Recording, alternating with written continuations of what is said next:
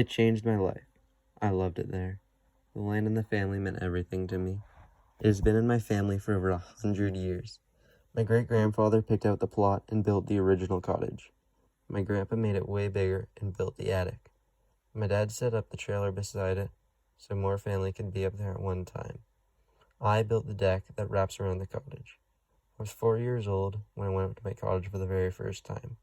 All my extended family on my father's side would be there. Every year on a week in summer, we would all make the 7-hour drive to Manitoulin Island.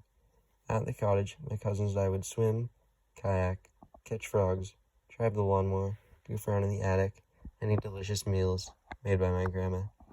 While I was there, I built special connections with people. Austin and I rode our bikes together, and we talked about mountain biking.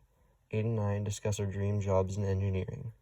Logan and I caught crayfish, frogs, and snakes, and together we talked about how interesting wild animals are.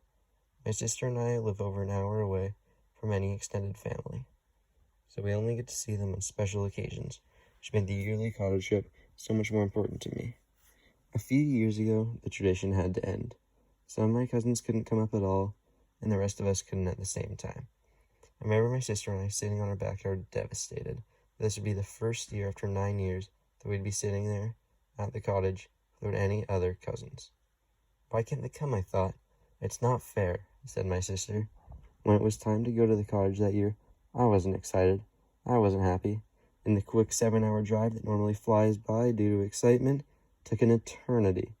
I wasn't able to enjoy myself on that trip, and I wasted the whole thing. Now I have grown and realized what it was that truly made me happy. I thought being at the cottage with all my cousins was the reason it was fun. If you remove one part, the whole thing was ruined. But now I've grown, and I'm able to appreciate just hanging out with my family wherever I can. Only when I realized this was I able to enjoy myself at the cottage again.